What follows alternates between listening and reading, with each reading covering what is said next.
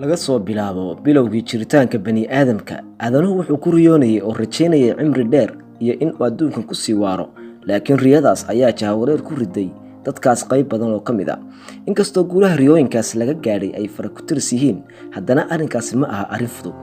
qarniyadii dhexe waxaa loo arkayay inuu nasiib badan yahay qofka gaadho da'da 40 sano qarniyadana sidoo kale qofka ay gaadho da'diisu 80 ama 100 sano balse mawduuca aan halkan ku qaadaa dhigi rabno ayaa ka salbalaaran ama ka weyn hordhacan iyo arartan waa ninka ugu cimriga dheer qarniyadan aynu noolnahay waa Li Shingyong oo u dhashay dalka China amintii 1677 wuxuuna geeriyooday kaltirsigii 1933 isagoo oo cimriyay cimri dhan 256 sanadkii 1930 jariiradda New York Times ayaa daabacday maqaal kaas oo Professor Wang Sheng oo ka tirsan jaamacadda Chengdu uu daha ka qaaday nuqullo qoraal ah oo ka soo baxay dawladda boqortooyada China kaltirsigii 1827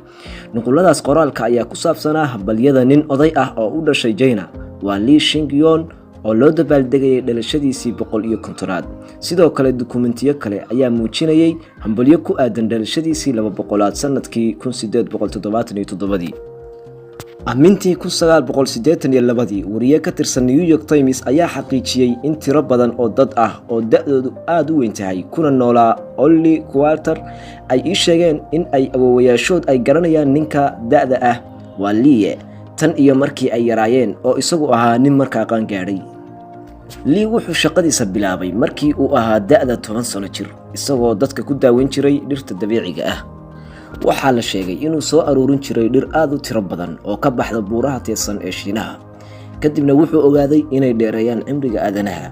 ku dhawaad 40 sano Li waxa uu suurta gashay inuu ku noolaado oo noloshiisa ku dabaro cunooyin ka kooban geedaha ginseng midhaha tuutka ama berriga loo yaqaan saliidda bariiska iyo geedaha kotkula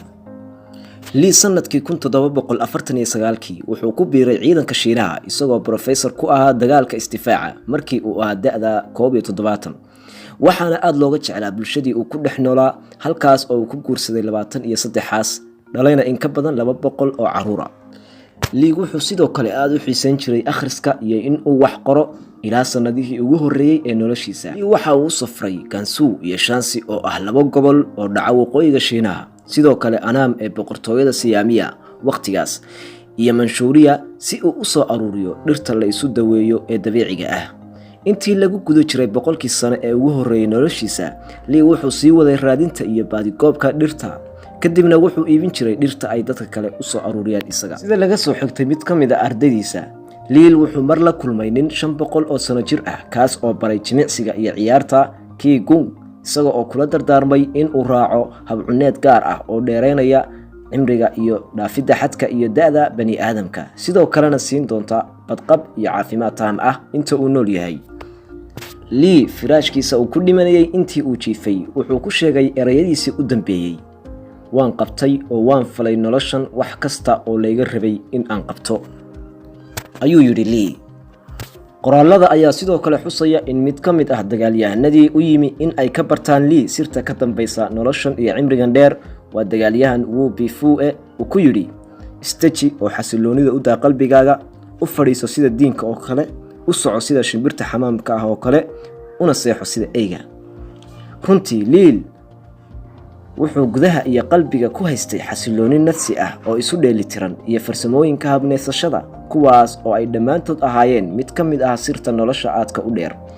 xaqiiqdiina nidaamka cunadiisa ayaa door muhiim ah ka qaatay laakiin waxa inta badan dadka soo jiidatay qof sanadahan oo dhan noolaa iyada oo aysan lumin dheelitirnaanta garaadkiisa iyo garashadiisa iyo waliba qumanaantiisuba tani wali way adag tahay in la rumaysto sida ku xusan bogga Nouvelle Ordre Mondiale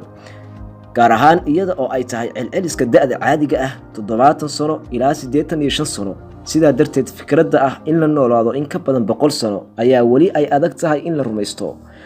markaas loo rumaysan karaa qof noolaaday 200 oo sano in ka badan marka la eego sababta ay u adag tahay in la aamino fikradda ah in aan cimri dheer noolaan karno ma ilaaweyno in aan nafteena ku jaangoyno kana dhaadhacsiino waxyaalo badan ay ugu horeyso in aan ka weynaan doonin ama aan dhaafaynin 70 sano inaga oo ka nabadgelayn dhibaatooyin murugo walbahaar walaac la xiriira deymo lagu leeyahay waajibaadka nolol maalmeedka hawo wasakhaysan cunito sonkor aad u tiro badan marka iyaga oo ay waxaas oo dhan ay jiraan uma noolaano nolosha inaga caawinaysa in aan dhaafno da'da 70 sano daawade ma kula tahay haddii aynu raacno habkii uu raacay Lee in aynu gaari karno nolosha dheer ee uu gaaray Lee fikradaada hoos wad nagu reeb